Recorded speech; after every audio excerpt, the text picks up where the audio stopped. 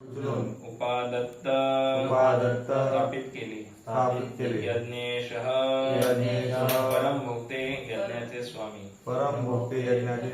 सौकरम सुकर सदृश वपुः शरीर अवतार सर्व यज्ञांचा अर्थ श्रील प्रभुपादांद्वारा श्रील प्रभुपाद की श्लोकाचा अर्थ आहे सर्व यज्ञांचा जो परम भोक्ता त्याने वराह अवतार द्वितीय अवतार धारण केला आणि पृथ्वीच्या कल्याणार्थ त्याने ब्रह्मांडाच्या खालच्या स्तरातून तिला वर काढले. भगवंतांच्या प्रत्येक अवताराचे विशिष्ट कार्य ही असते असे येथे दर्शवले आहे. कोणत्याही विशिष्ट कार्याविना अवतार असणे शक्य नाही. अशी कार्ये नेहमीच असामान्य स्वरूपाची असतात. कोणत्याही जीवाला तशी कार्य करणे शक्य नसते. अतिशय अमंगल वस्तूंनी पूर्ण असलेल्या रसातल भागातून पृथ्वीला वर काढण्यासाठी वराह अवतार होतो. अपवित्र स्थानातून वस्तू उचलणे हे डुकराकडूनच होत असते.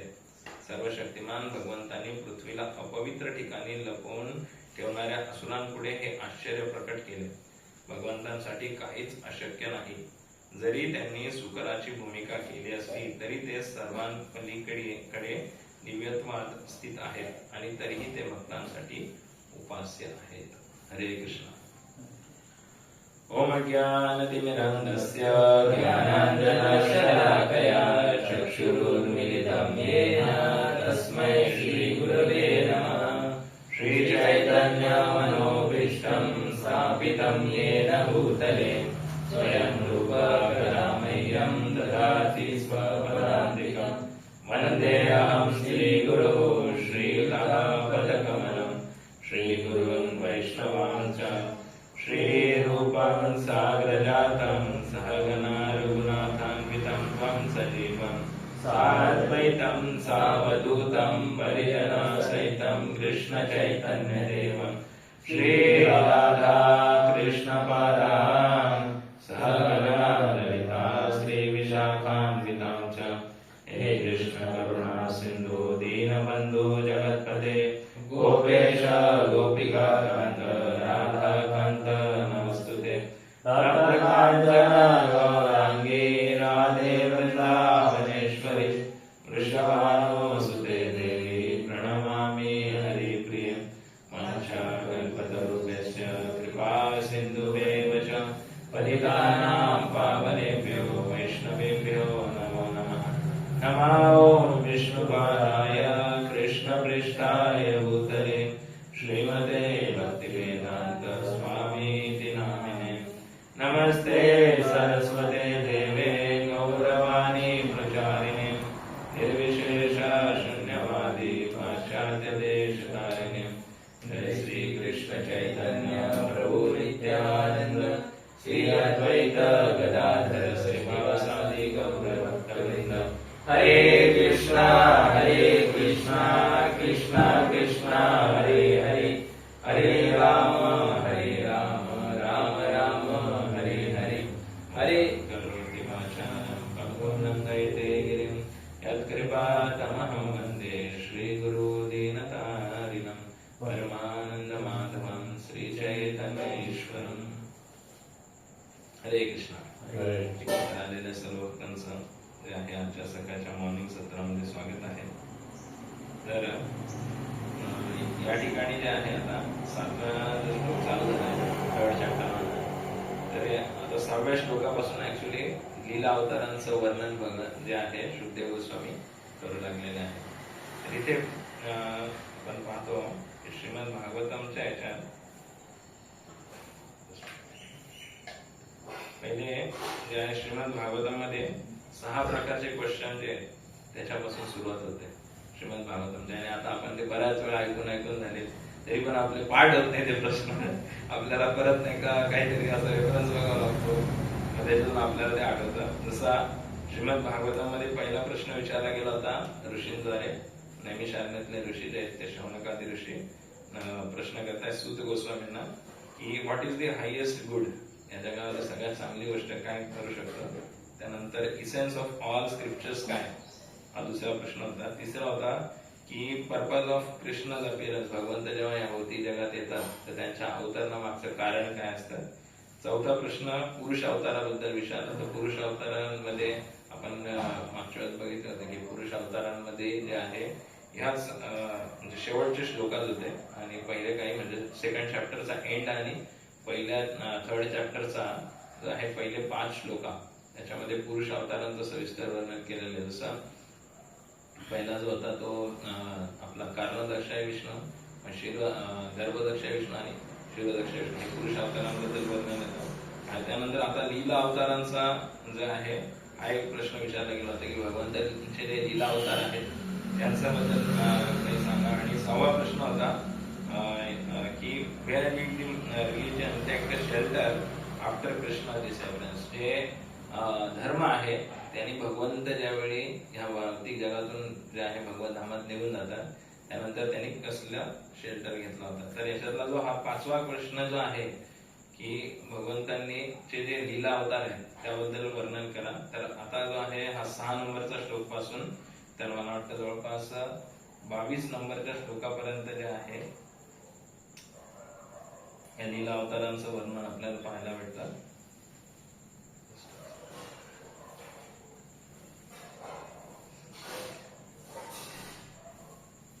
तर कालच्या श्लोकामध्ये जे आहे चतुष्कुमारांचं देखील वर्णन आलं होतं की सृष्टीच्या उत्पत्तीच्या प्रारंभाला ब्रह्मदेवांचे 4 अविवाहित पुत्र होते आणि त्यांनी अखंडपणे ब्रह्मचारी व्रताचे पालन करून परम सत्याच्या साक्षात्कारासाठी कठोर तपस्या केली. काही दिवसांपूर्वी आम्ही नाशिक मधून ब्रह्मचारी क्लास ऐकत होतो. लाईव्ह महाराज आले होते तेव्हा वाटतं राधा गोविंद महाराज राधा आताच संन्यास झालेला महाराजांचा. आणि महाराज जे म्हणजे त्यांचं जे साक्षात्कार जे शेअर करत होते ते फार म्हणजे ते म्हणत होते की कोणती गोष्ट जर प्राप्त करायची असेल तर त्यासाठी तुम्हाला काहीतरी प्राइस पे केलेलं आहे. प्रत्येक गोष्टी मागे आपल्याला काही ना काही प्राइस पे केलेलं आहे. तर विदाऊट तपस्या जे आहे कोणतीच गोष्ट प्राप्त होत. इव्हन इथे जे आहे चतुष्कुमारांनी जे आहे जे भगवंतांच्या धामामध्ये त्यांनी भगवंतांचं दर्शन जे ज्यावेळी जय विजयला त्यांनी श्राप दिला ते घेऊ शकले, परत जाऊ शकले. याच्या मागे पण त्यांना नाही का तपस्या करावी लागलेली तेवढी सिद्धी प्राप्त करण्यासाठी. आणि इव्हन ब्रह्माजींना देखील जे आपले गौडीय संप्रदायामध्ये म्हणतो आपण ब्रह्ममध्ये गौडीय संप्रदाय आपला आचार्य त्यांना सुद्धा ज्यावेळी या भौतिक जगामध्ये ते आले तर सगळ्यात पहिले त्यांना काही करावं लागले होते, तपस्या करावी लागली. तर आपल्याला देखील जे आहे आपल्या भक्तिमय जीवनामध्ये महाराज सांगते की तपस्या केल्याविना एवढा नाही. आणि यांच्या केसमध्ये जे आहे चतुष्कुमार जे आहेत त्याचं वर्णन येतं फार सुंदर की हा जो अवतार झाला भगवंतांचा याच्या मागे पण नाही का त्यांचे थोडंसं बॅकग्राऊंड येतं की पहिले ज्यावेळी ब्रह्माजी क्रिएशन करत होते त्या क्रिएशन करत असताना त्यांना भगवंतांकडनं ऑर्डर मिळाली की आता तू जे आहे सृष्टीची निर्मिती केली पाहिजे. आणि जेव्हा ते सृष्टीची निर्मिती करतात तर पहिले सगळ्यात पहिले चतुष्कुमारांचा जन्म होता. आणि चतुष्कुमार जे ते सांगतात की आम्हाला ते already we are self realise soul. आणि इथे ऍक्च्युली लीला अवतारांमध्ये पहिला लीला अवतार जो चतुष्कुमारांचा केला गेला. याच्यामध्ये चतुष्कुमार हे ऍक्च्युली भगवंतांचेच एक प्रकारचे असं समजू शकतो की ते असं बघितलं तर मला हा थोडासा कन्फ्युजन आहे याच्यामध्ये. पहिला लीला अवतार चतुष्कुमार कसं वर्णन केलं, 27 अवतार आहे ते असं. ओके, 27 अवतार आहे. परत जर आपण बघितलं तर मग भगवंतांचाच अवतार जो आहे तो भगवंतांप्रती आकर्षित होतो. आणि त्या गोष्टी आपण समजण्यासाठी थोडं हे, कारण की जसं मी काल बघत होतो की प्रभुपादांचा एक क्लास ऐकला मी. तर प्रभुपाद जे आहेत ऍक्च्युली प्रभुपाद खूप सुंदर सांगत होते की भगवंतांना समजणं किती कठीण आहे. जसं इथे देखील नाही काय श्लोकात ते सांगण्यात आलंय की भगवंतांना समजण्याच्या ऍक्टिव्हिटीज इतक्या सोप्या नसतात, त्या स्पेशल असतात. तर तिथं प्रभुपाद या ठिकाणी सांगतो की सगळे ग्रह तारे जे ते फ्लोटिंग करतात. आणि आपण म्हणतो कशाने फ्लोटिंग करताय ते गुरुत्वाकर्षण शक्ती. पण ऍक्च्युअल मध्ये शास्त्र सांगतं की पूर्ण युनिव्हर्स जे आहे ते पूर्ण एक युनिव्हर्स आहे ते शेषनाग जे त्यांच्या डोक्यावरती साईज ऑफ शेषनागांची साईज. आणि आपण म्हणतो की भगवंत महान आहे. किती महान आहेत, किती महान आहेत. मग आपण म्हणतो आपण नाही का ते डॉक्टर फ्रॉकची म्हणजे बेड का डॉक्टर बेड आहे त्याच्या मेंटॅलिटीने विचार करतो की बेडका जो विहिरीत राहणार आहे त्याला जर सांगितलं की पॅसिफिक महासागर अटलांटिक महासागर किती मोठा आहे तर तो त्याच्या बुद्धीने विचार करतो हा किती मोठा असेल, अच्छा हा एवढा मोठा आहे, नाही नाही एवढा आहे, 4 पट, या विहिरीपेक्षा 4 पट, 10 पट, 1000 पट, 100 पट, लाख पट. त्याला त्याच्या इमॅजिनेशनच्या पूर्ण बाहेरची गोष्ट आहे.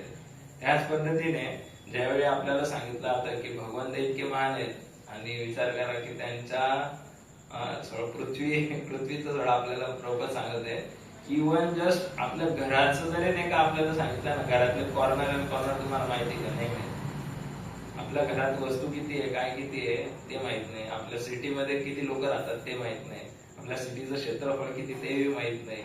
म्हणजे आपण म्हणजे ऍक्च्युअल मध्ये भगवंतांना कोण समजू शकतो? जो हे समजू शकतो की ते भगवंतांना मी समजू शकत नाही.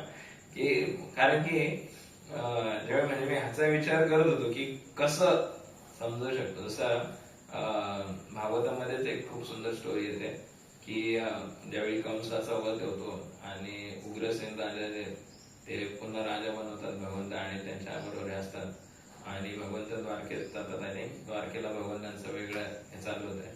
आणि त्यावेळी भगवंत जेव्हा उग्रसेन राजाच्या दरबारात आलेला असतात आणि अर्जुन वगैरे सगळे हे पण आलेले असतात, तर त्यावेळी एक ब्राह्मण तिथे येतो आणि तो म्हणतो की तो येऊन क्रिटिसाइज करायला लागतो उग्रसेनला. आणि त्यावेळी अशी हे होती की जर एखादा पुत्र किंवा वडिलांच्या आधी जर मृत्यू झाला तर त्याचं कारण जे राजा आहे, जे राजा पाप करतोय त्याच्यामुळे नाही का अशी गोष्ट घडते की पिताच्या आधी जर पुत्राचा मृत्यू होत असेल तर त्याला एकदम असं म्हणजे स्पेशल क्रिटिस आहे, म्हणजे त्याचं जे पाप आहे ते, कारण की राजा पापी असं. आणि मग तो जो आहे ब्राह्मण जो होता त्याच्या पुत्र, आणि त्याचे एक नाही 8 पुत्रांचा असा हे लागला, 8 मुलं त्याचे मेले होते असे एका मागे. आणि दरवेळेस येऊन तो भगवंतांसमोर येऊन क्रिटिसाइज करत आणि 8व्या वेळेस जे तिथे 7व्या वेळेस होता, 8व्या वेळेस त्यावेळी अर्जुन पण तिथे होता. आणि त्यावेळी अर्जुन तो ब्राह्मण जे तो भगवंतांना सुद्धा नाही काय करत असतो की इथे कोणी क्षत्रिय आहे की नाही, ब्राह्मणाचं कोणी प्रोटेक्शन करायला नाहीये, हे नाहीये. आणि तो येऊन उग्रसेन महाराजांना पण जे आहे त्यांना पण नाही का तो बोलायला लागतो की राजा काहीतरी पाप करतो, हे करतो, त्याच्यामुळे माझे पुत्र जे आहेत, आणि एक नाही एकामागून एक सगळ्या पुत्रांचा वध होतात. आणि मग त्यावेळी जे आहे मग तिथे भगवंत पण असतात, भगवंत काहीच बोलत नाही. आणि अर्जुन जो आहे बऱ्याच वेळा आपल्याला असं हे येऊन जातं की आपल्यापेक्षा सिनियर व्यक्ती जरी काही बोलत नसेल तरी आपण फॉर्म मध्ये येऊन काहीतरी बोलून देतो. आणि तिथे अर्जुन जो आहे तो म्हणतो मी प्रोटेक्ट करणार, भगवंत पण म्हणजे. आणि त्यावेळी तो ब्राह्मण म्हणतो अरे तू काय म्हणतो, तुला कळत आहे का? साक्षात भगवंत जिथे आहे, साक्षात बलरामजी तिथे आहे, एवढे मोठे मोठे योद्धा इथे आहेत, आणि तू एक लहान तू प्रोटेक्ट करशील म्हणजे माझ्या मुलाला, शक्य आहे तुला? ते म्हणतात हो मी करेल, आणि जर नाही करू शकलो तर मी, अर्जुनची नेहमीची प्रतिज्ञा असते, मी अग्नीमध्ये प्रवेश करून घेऊ. तर मग त्यावेळी तो म्हणतो ठीक आहे. आणि मग त्याला पण अपेक्षा असते जेव्हा त्याचा 8वा पुत्राचा जन्म होणार असतो तर त्यावेळी तो अर्जुनला सांगतो की आता होणार आहे. आणि त्यावेळी अर्जुन तिथे जाऊन त्या बाणाने त्याच्या घराला पूर्ण प्रोटेक्ट करून ठेवतो, हे करतो. आणि त्यावेळी त्याच्यामध्ये दाखवतात ना कृष्णा सिरियल मध्ये की तिथे त्यांनी सगळं केलं होतं आणि वीज चमकते, त्या सगळ्या बाणाचे सगळे तुकडे होऊन जातात, सगळं होऊन जातात. आणि ते मुलगा गायब होऊन जातो, मुलगा जो आहे तोच गायब होऊन जातो. त्याच्या समोर अर्जुनासमोर तो घेऊन गेलाय. अर्जुनाला कळत नाही काय झालं काय नाही झालं. आणि अर्जुन एकदम हे, तर मग तो ब्राह्मण येऊन लगेच क्रिटिसाइज करायला लागतो म्हणजे मी कोणत्या मूर्खावरती विश्वास ठेवला. बऱ्याच वेळा असं बी होतं जर आपल्या अथॉरिटी जर नाही का आपल्याला म्हणजे आपण आपल्या अथॉरिटी पेक्षा जर जास्त शहाणपणा केला ना त्याच्यानंतर असा परिणाम होतो की लोक येऊन मग आपल्या कॅपॅसिटी पेक्षा जास्त, म्हणजे तो ब्राह्मण नाही का म्हणायला तुम्ही कोणत्या मूर्खावरती विश्वास ठेवला आणि साक्षात भगवंत माझ्या मुलाला प्रोटेक्ट करू शकत नव्हते आणि मी याच्यावरती गेला, यांनी स्वतःहून नाही का याच्या जीवाची पण नाही का हे करून घेतली.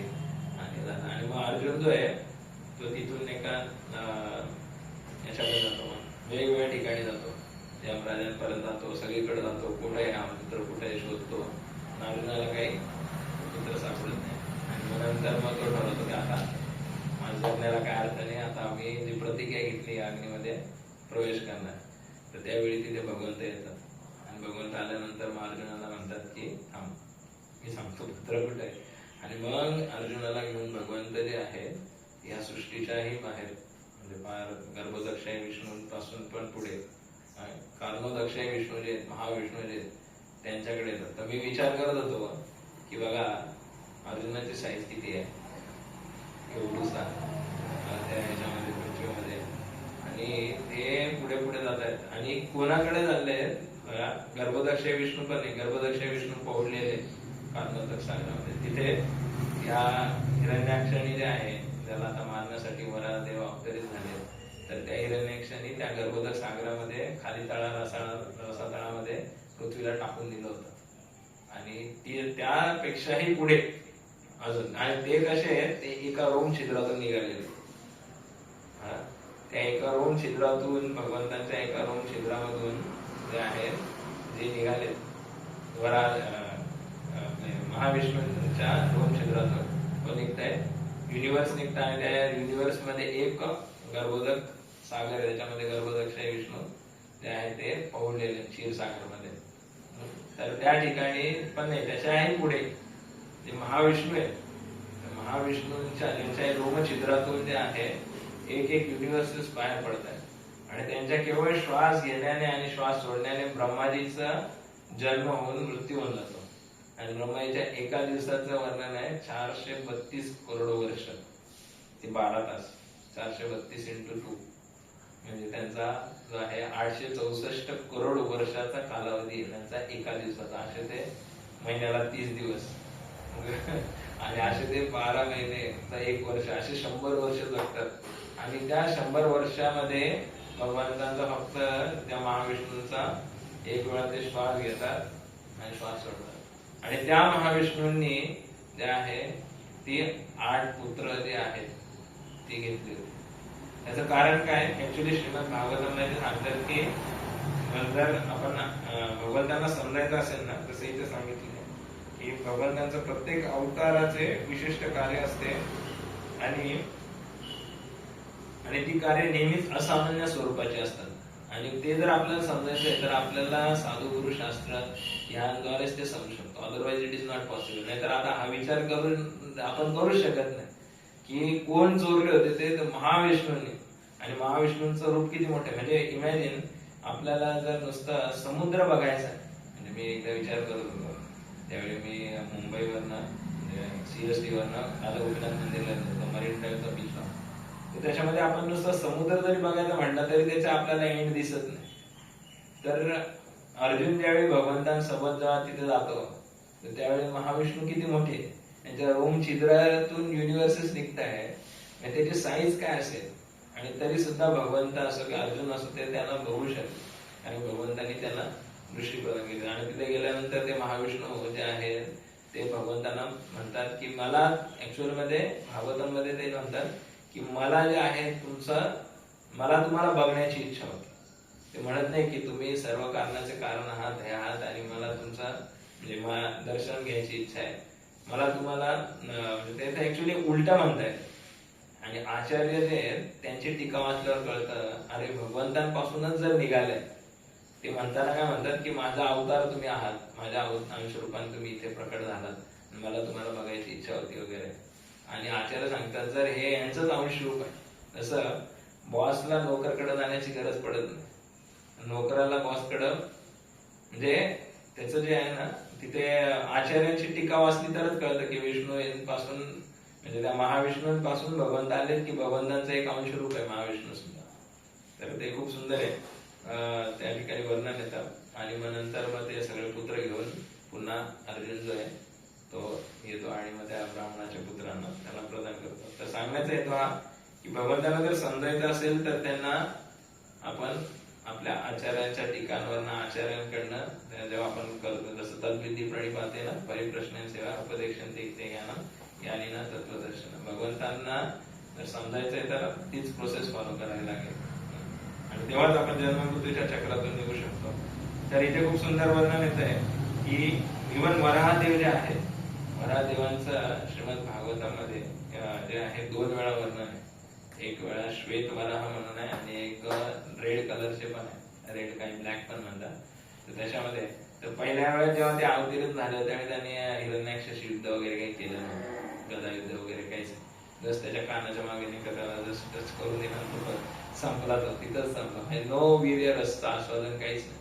आणि दुसऱ्या वेळेस जे आहे तो वराहदेव जेव्हा अवतीर्ण झाले तर आचार्य वर्णन करतात तिथे की राक्षस काय करतात, काहीतरी अशी ऍक्टिव्हिटी करतात ना का ज्याने नाही का म्हणजे त्यांना विशेष हे भेटतं. तसं याच्याबद्दल आधी ऍक्च्युली ज्यावेळी चतुष्कुमारांचा जन्म होतो, ब्रह्माजी जेव्हा चतुष्कुमारांना हे करतात आणि चतुष्कुमार नाही म्हणतात आणि मग त्यावेळी ब्रह्माजींना जे आहे ब्रह्मचर्य राहतायत आणि खूप राग येतो. तर त्या रागामुळे कोणाची उत्पत्ती होते, शिवजींचा जन्म होतो. आणि शिवजींचा जन्म झाल्यानंतर आता ठीक आहे मग शिवजींना सांगतात ते तुम्ही उत्पत्ती करा. आणि जसं शिवजी येतात त्याच्यात वर्णन आहे की शिवजींचे जे पुत्र आहे रुद्र वगैरे जे येतात त्यांच्यापासून ते जसे जन्माला येतात तसे ते डिस्ट्रक्शन करायला लागतात, कारण की त्यांचं कामच ते डिस्ट्रॉय करा. तो ब्रह्माजींना सुद्धा टेन्शन येतं, अरे बापरे. आणि मग ते म्हणतात शिवजींना तुम्ही तपस्या करा, म्हणजे मुलांना घ्या आणि तुम्ही वर्णानंतर तिकडे तपस्या करा हिमालयामध्ये.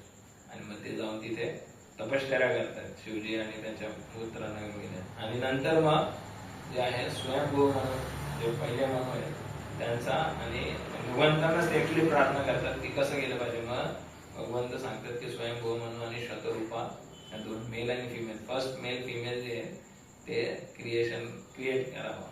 मग ब्रह्माजी त्यांचं दोघांची उत्पत्ती करतात आणि ते खूप लॉयल होते, हजबंड वाईफ सारखे असल्यामुळे त्याने काय एकदम हा तुम्ही सांगा करिष्ठ वचन ब्रह्माजींना म्हणतात. ब्रह्माजी म्हणतात आता तुम्ही काय करा, क्रिएशन करा, सृष्टीची निर्मिती करा भगवंतांनी सांगितल्यानुसार. आणि मग शतरूपा आणि स्वयंभू म्हणून जे ते येतात तिथे आणि तिथे जेव्हा येतात पृथ्वीवरती न्यायला लागतात तर पृथ्वी त्यांना दिसतच नाही. याचं सगळं वर्णन श्रीमद भागवतमच्या 3rd कॅन्टो मध्ये येतात की कशा पद्धतीने जे आहे यांचा अवतीर्ण झाले. तर पृथ्वी त्यांना दिसत नाही. आणि ऍक्च्युली याच्या आधीचा एक थोडा पार्ट राहिला की चतुष्कुमार पहिला अवतार इथे ना द्वितीय अवतार असं म्हणलंय भगवंतांचा, वराह अवतार हा द्वितीय अवतार. तर माझ्या मते पहिला अवतार जो होता तो आपण असू शकतो आणि हंस अवतार पण असू शकतो. कारण की चतुष्कुमार जे ते ज्यावेळी येतात जन्म होतो ना त्यांचा, तर त्यानंतर ते जेव्हा आर्ग्यू करतात ब्रह्माजी आणि त्यांच्यामध्ये खूप सारे आर्ग्युमेंट पण होते. ते प्रश्न विचारतात ब्रह्माजीला आणि ब्रह्माजीला त्या प्रश्नाचे उत्तर देता येत नाही, त्याच्यामुळे त्यांना राग येतो की अरे मला नाही काही क्वेश्चन करताय आणि ते मला आन्सर बी देतात नाही. तेव्हा त्यांचा ऍक्च्युअली शिवजन्म होतो. आणि मग तिथे भगवंत जे ते हंस रूपाने अवतीर्ण होतात आणि ते सगळ्या प्रश्नांची उत्तर जे चतुष्कुमारांचे ते पण देतात. त्याचं एक खूप सुंदर वर्णन आहे. आणि आता जे आपण पाहतोय की त्याच्यामध्ये ज्यावेळी स्वयंभू म्हणून आणि शतरूपा ब्रह्माजीकडे जातात तर ब्रह्माजी जे आहेत ते पण टेन्शन मध्ये येतात की पृथ्वी नाही. आणि त्यांना कळतं की पृथ्वी जी आहे ती रसातळामध्ये टाकून दिली गर्भोदर सागराच्या. आणि त्यांना आठवतं की मला त्या कमळाच्या दांडीमध्ये जे आहे त्याचा एंड कुठे आहे तो सुद्धा बघता नव्हता आला. तर मी काय आता कसं करणार. आणि त्यावेळी ते ज्यावेळी भगवंतांच्या भक्ताच्या जीवनामध्ये काही गोष्टी जेव्हा अनकंट्रोल म्हणजे त्यांच्या कंट्रोल मध्ये नाही असं जातात तर त्यावेळी भगवंतांचे भक्त काय करतात, इमिडिएटली भगवंतांचे शरण घेतात. आणि जशी भगवंतांची शरण घेतात तर त्यानंतर काय होतं ती गोष्ट त्यांची राहत नाही तर ती भगवंतांची रिस्पॉन्सिबिलिटी होते. आणि मग त्यावेळी ते भगवंतांना प्रार्थना करत असतात तर मग त्यावेळी कोणाचा अवतार नव्हता, भगवंतांचा.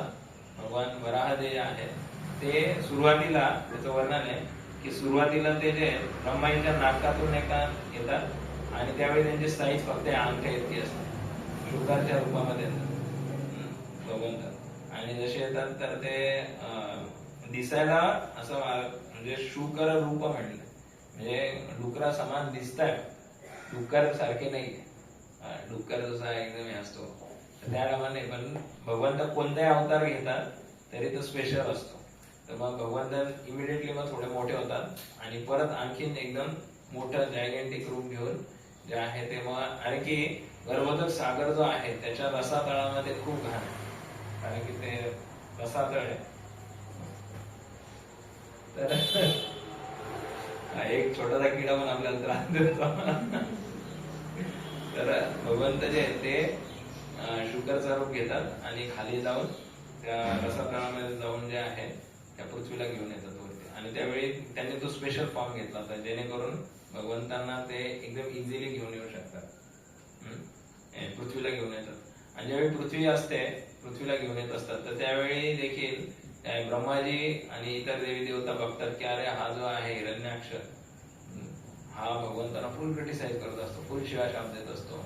आणि ह्याची ऍक्च्युअली स्पेशालिटी काय होती की हिरण्याक्ष जे आहे तो म्हणजे असं वेगवेगळ्या देवतांकडे जायचा, त्यांना प्रार्थना करायचा आणि त्यांच्याकडनं एक वरदान मागायचं, मला तुमच्याबरोबर युद्ध करायचं. एकदा ते वरुण देवांकडे पण जातात आणि वरुण जे ते शक्तिशाली ते त्यांना म्हणतात मला तुम्ही वरदान, मला तुमचा म्हणजे त्यांना एकदम अशी कळकळीची विनंती करतात, माझी एक याचना आहे तुम्हाला, मला तुमच्याबरोबर युद्ध करायचं.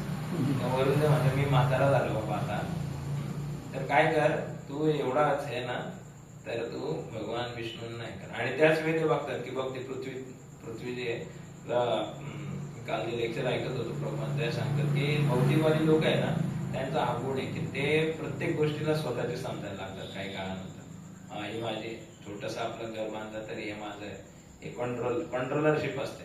तर ते प्रभुपाद सांगत होते की जर आपण हे समजलो की we are not the proprietor, controller and enjoy, आपले अर्ध्या प्रश्नांचे आपले जे काही प्रॉब्लेम्स आहेत ते अर्ध्या निम्म्याच्या वर सगळे सॉल्व्ह जातात जर आपण हे समजून घेतलं की आपण प्रोप्रायटर, कंट्रोलर, एन्जॉयर नाही. तर त्यावेळी हिरण्याक्ष बघतो आणि तो बघतो अरे असं कसं काय, हे कसं काय घेऊन चालले.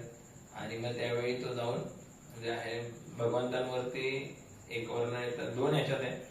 पहिल्या ह्याच्यामध्ये तो एका शिव्या शाप देतो आणि भगवंतांना मारण्याचा प्रयत्न करतो, म्हणजे गदा फेकून मारतो, भगवंत एकदम इग्नोर करतात, काहीच नाही, म्हणजे त्याच्याकडे लक्षच देत नाही. ज्यावेळी म्हणजे आपला गोल क्लिअर आहे गोल क्लिअर आहे की मला पृथ्वीला सेफ ठिकाणी ठेवायचं आहे, मग ते त्या ठिकाणी नेऊन तिला तिच्या ऑर्बिटमध्ये ठेवतात. आणि नंतर मग भगवंत जस्ट एका याच्यामध्ये त्याच्या कानाच्या खाली टच करतात आणि त्याचा एका याच्यामध्ये ज्यावेळी श्वेत वराह ते जेव्हा येतात तर ते थोडस कुस्ती करतात त्याच्यावर. आणि त्याचं वर्णन खूप सुंदर आहे. गदा युद्ध होतं पहिले, गदा युद्धामध्ये जेव्हा तो छातीवरती भगवंतांच्या जोरात प्रहार करतो, भगवंतांना ते फुला समान वाटतं, काहीच होत नाही भगवंतांना. आणि भगवंत मग त्याच्या त्या गदाच्या युद्धानंतर मग मुष्टी प्रहार पण सुरू होतो. आणि कोणी म्हणेल की एक वराहाच्या रूपात आले आणि भगवंत कसं काय गदा पकडताय. वराह देव जे आहे डुकराला आता ते काय काय म्हणतात पायाला खूप असतं आणि त्यांनी कशी गदा पकडली. तर काल सार्वभौम प्रभू खूप सुंदर सांगत आहे की जोपर्यंत व्यक्तीमध्ये भेदबुद्धी आहे, भेदबुद्धी म्हणजे तो भेद करतो शारीरिक स्तरावरती, भगवंतांना देखील जज करण्याचा प्रयत्न करतो किंवा लोकांना सुद्धा. त्यामध्ये की त्यांना 1974चा एक फोटो एका भक्तांनी अपलोड केला होता. त्या ऑस्ट्रेलियामध्ये श्रील प्रभुपाद प्रचार करत होते आणि तिथे प्रचार करत असतानाचा एक फोटो आला होता. तर त्या फोटोमध्ये सगळे भक्त जे आहेत ते ऑस्ट्रेलियन आहे आणि एक भक्त जो आहे फक्त ते इंडियन आहे, ते म्हणजे कोण, श्रील प्रभुपाद. आणि नंतर आताचा त्यांनी फोटो टाकला होता त्याच्यामध्ये सगळे भक्त इंडियन आहे आणि मीच एकटा म्हणे चुकून तेवढा एक मात्र मीच आता फक्त एक ऑस्ट्रेलियन डिवोटी राहिला. तर सार्वभौम सांगतो की ही डिस्क्रिमिनेटिंग आपण एक करतो. इव्हन भौतिक दृष्टीने जेव्हा आपण भगवंतांना जज करण्याचा प्रयत्न करतो किंवा भक्तांना पण ते म्हणतात की आपण आज जातो का, मुसलमान व्यक्ती, ख्रिश्चन व्यक्ती नाव वाचलं आपण त्याच्याकडे जाऊन त्याला भगवद्गीता देतो का, नाही देत. आपण काय म्हणतो की हे जे आहेत हे हिंदूच आहे.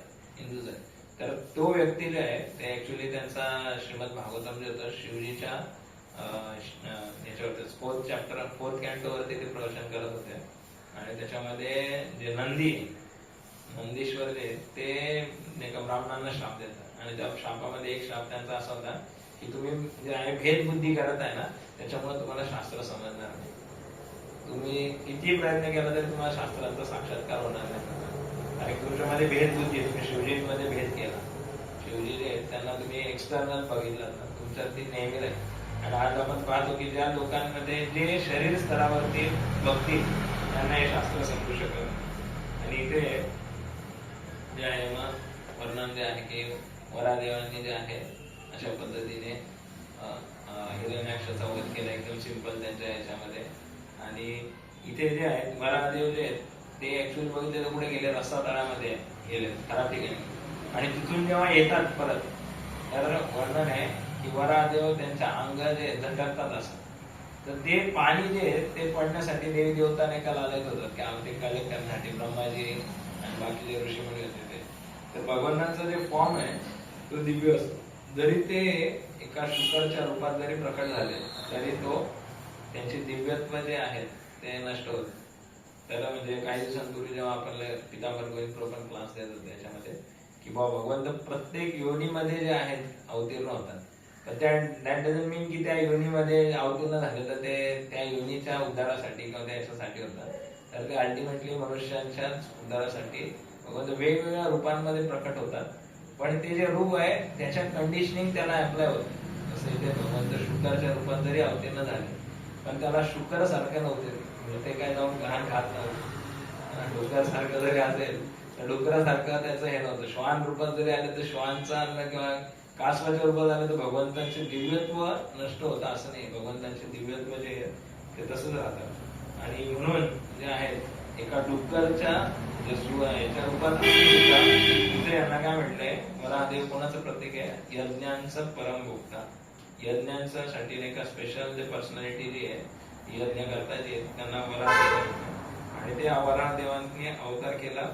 आणि प्रभुपाद तात्पर्यामध्ये लिहितात की भगवंतांच्या प्रत्येक अवताराचे विशिष्ट कार्यही असते असे दर्शवले आहे. कोणत्याही विशिष्ट कार्याविना अवतार असणे शक्य नाही. तर आपण इथे बघतो की वराहदेव घ्या, नरसिंहदेव असेल किंवा कोणताही अवतार ज्यावेळी होतो तर ते अवतीर्ण होण्यामागे काहीतरी स्पेशल रिझन असतं. विदाउट रिझन भगवंतांचा अवतार होते. आज आपण बघतो की वेगवेगळे लोक जे आहेत, जसं मी मागे एकदा सांगतो की तो एक मोत्या काय लड्डू मोत्या म्हणून आहे, परत बरेचसे असे वेगवेगळे की ते जस्ट चूर्ण देणार काय देणार, कोणी पंखा बंद करतं काय, कोणी काय करतं काय, त्याला लोक भगवंत मानतात.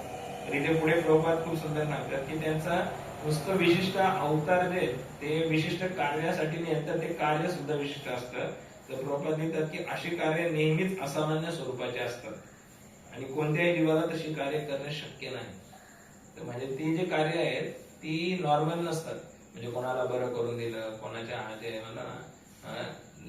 काय ते वेगवेगळ्या प्रकारच्या सिद्धी ज्या लोकांकडे आहेत त्या सुद्धा त्या प्रकारचं नसतं. काहीतरी भगवंताचं स्पेशल कार्य असतं. आणि अतिशय अमंगल वस्तूंनी पूर्ण, आता इथे पुढे त्याचं आहे तशी कार्य करणं शक्य नाही. आणि इथे जे आहे त्या वराहदेवांचं प्रभुपाद लिहितात की अमंगल वस्तूंनी पूर्ण असलेल्या रसातल भागातून पृथ्वीला वर काढण्यासाठी वराह अवतार होतो. अपवित्र व स्थानातून वस्तू उचलणे हे डुकरांकडून होत असते. सर्व शक्तिमान भगवंतांनी पृथ्वीला अपवित्र ठिकाणी लपून ठेवणाऱ्या असुरांपुढे हे आश्चर्य प्रकट केले की असुरांना वाटलं होतं की आता कसं कोण जाणार एवढा रस्ता. आणि ब्रह्माजींना सुद्धा टेन्शन आलं होतं की रसातळामध्ये एवढ्या अशा अपवित्र आणि तिथे मी सुद्धा जाऊ शकत नाही, कारण की मी माझ्या त्या याच्यातला जो आहे दांडीचा स्टार्ट कुठून झाली ती बघता नव्हती आली, तर आता त्या रसातळातून मी त्या पृथ्वीला कसं बाहेर काढू शकतो. आणि त्यावेळी ते भगवंतांना प्रार्थना करतात आणि त्यावेळी वराहदेव तिथे अवतीर्ण होतात. तर क्षमा करा मी जे काही बोललो आताच एवढं. आणि म्हणजे सार्वभौम प्रभू खूप सुंदर सांगत होते की भक्तीमध्ये आहे ना आल्यानंतर 2 श्लोका व्यक्ती खूप लवकर पाठ करतो पण आयुष्य जातं त्याला फॉलो करायला. पहिलं म्हणजे सर्व धर्मान परित्यज्य मामेकं शरणं अहं त्वां सर्वपापेभ्यो मोक्षयिष्यामि मा शुचः. हा श्लोक खूप इझिली सगळ्या म्हणजे तुम्ही बाहेरच्या लोकांना बघितला ना तर ते हा श्लोक नाही का सगळ्यांचा रटाळून जातो. आणि ते पहिले लाईन कर्मण्येवाधिकार असते मा फलेषु कदाचन, बस या दोन लाईन जे आहे या एवढे, त्याच्या पुढचं येत नाही. मा कर्म फल हेतुर्भूर माझे संगस्तु कर्मणे, हा नाही लागत. पण त्यांना ते ह्या 2 जे बाहेरच्या लोकांना हे असतात. आणि भक्तीमध्ये आल्यानंतर जे आहे तिसरी एक नाही का म्हणजे दुसरा एक श्लोक जो आहे तो खूप आपला पाठ होतो पण जीवन लागतं त्याला हे करायसाठी. म्हणजे तृणाजपी सुखी कीर्तनीय सदा.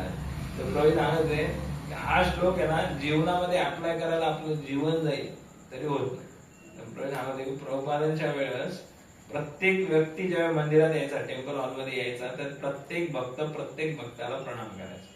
आपल्या आचार्यांनी सांगितलंय ना, आपले रूप गोस्वामी जे ते कमीत कमी 1000 वैष्णवांना दंडवत करायचे रोज. आपण करतो का?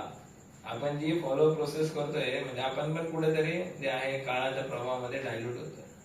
तर एका भक्ताने प्रश्न विचारला होता की प्रभूजी की ठीक आहे हे एवढं कठीण का बरं आहे म्हणताय की हे तुळा पीस म्हणजे तर त्याच्या कॉन्टेक्स्ट मध्ये प्रभूजी म्हटले होते की आपण ऍक्च्युली आपली जेव्हा म्हणजे जेव्हा महाप्रसाद गोविंद म्हणतो त्याच्या आधी आपण गुरुला झोपण्याच्या वेळेस है ना ते आपण गुरुला प्रणाम करून झोपायला पाहिजे, हे करायला पाहिजे. ते आपण करतोय का? बऱ्याचशा प्रिन्सिपल्स आपण नाही का कॉम्प्रोमाइज करायला लागलोय.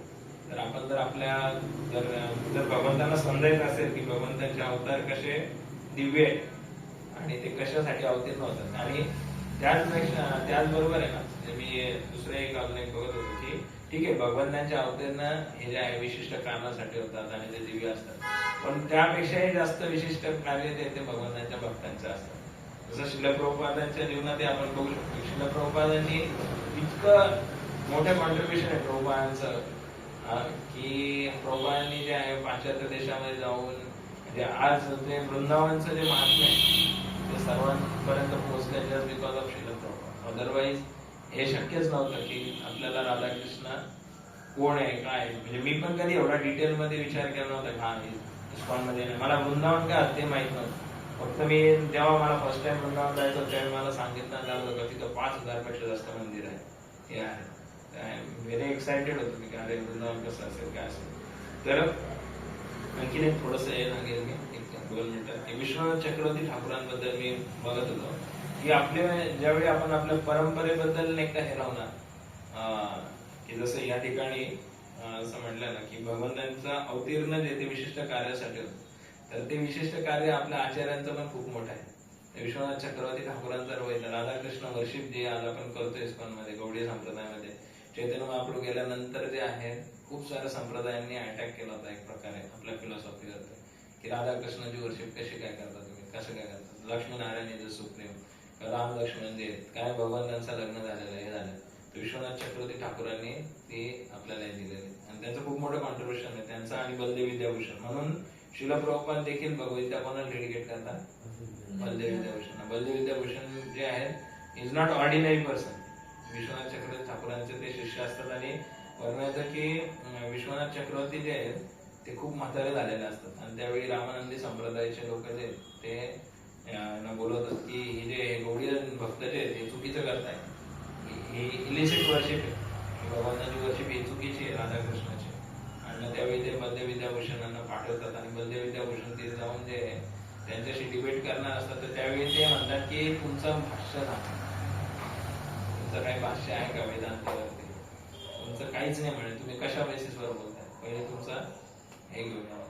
आणि मग ते गोविंदजीकडे जातात आणि गोविंदजीला प्रार्थना करतात आणि गोविंदजी स्वतः त्यांना 3 दिवस गोविंद भाष्य म्हणून जे आहे तर ते सांगितलं. म्हणजे आपल्या आचार्याची जर आपल्याला जर महानता समजून घ्यायची असेल तर ते बघू शकतो की बलदेव विद्याभूषणला प्रभुपाद करता पण Baldev Vidyabhushan not ordinary person.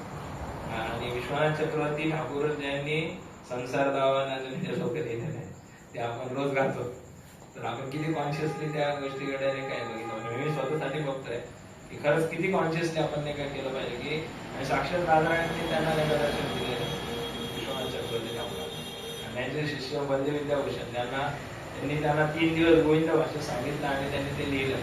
ज्यावेळी ते घेऊन जातात तिथे तर त्यांच्याबरोबर कोणीच डिबेट करत नाही. ज्यावेळी ते भाष्य बघतात वाचतात ते म्हणतात हे एकदम ऍक्युरेट आहे, 100% ट्रूथ आहे, ते डिबेट सुद्धा होत म्हणजे आणि ते दिवस ते ऍक्सेप्ट करतात. आणि मग त्यानंतर जे आलेलं आहे त्या गोविंदजींचं नाव तिथे विजय गोविंद ठेवलं. मला ते निगडीत आठवतं ते दादा गोविंद दादा विजय गोविंद, छोटे भगवंतांचे जे निगडे त्यांचं नाव त्यांनी दादा विजय गोविंद ठेवलं. अशा पद्धतीने आपल्या आचार्यांची जर आपण जर ग्रेटनेस जर बघितलं म्हणजे आपल्याला सांगताय म्हणजे एखादी गोष्ट आपल्याला समजण्यासाठी सोपी केव्हा जाते की जेव्हा कोण सांगते आपल्याला, असं त्या व्यक्तीचं क्वालिफिकेशन काय याच्यावरती जर आपण फोकस केला, ते जर आपण आधी समजून घेतलं तर भगवंत किती महान आहे ते आपल्याला समजू शकतं. म्हणजे जर आपल्याला सांगणारा व्यक्ती किती क्वालिफाईड आहे त्याच्यावरनं आपल्याला कळतं. जसं उदाहरण द्यायचं झालं तर असं मंगल गोविंद प्रभूंचं खतचं दुकान आहे, तर मंगल गोविंद प्रभूंना जर मी खताबद्दल जर काय विचारलं की मला माहिती आहे मंगल गोविंद प्रभूंचं खतचं दुकान आहे, तर ते मी एकदम इझिली ऍक्सेप्ट करू शकतो. यस प्रभूजी जे म्हणताय ते सत्य आहे. तेच जर मी माझं वापरून विचारलं ते म्हणणार नाही काहीतरी गडबड होऊ शकते, युरियाच्या जागी अजून काहीतरी असेल किंवा रेटच्या बाबतीत काही असेल. तर ज्यावेळी आपण भगवंतांना समजण्याचा प्रयत्न करतोय तर त्यावेळी त्याच्या आधी भगवंतांचे भक्त किती मान होते, कोण आहे, कोणी ठिकाणी, ते जर आपण समजून घेतलं तर इथे जे सांगितलं आहे ते आपल्याला समजण्यासाठी खूप सोपं होईल. हरे कृष्ण. 15 श्रीमद भागवतम की जय, श्रील प्रभुपाद की जय. कोणाचा काही प्रश्न असेल तर विचारू शकता.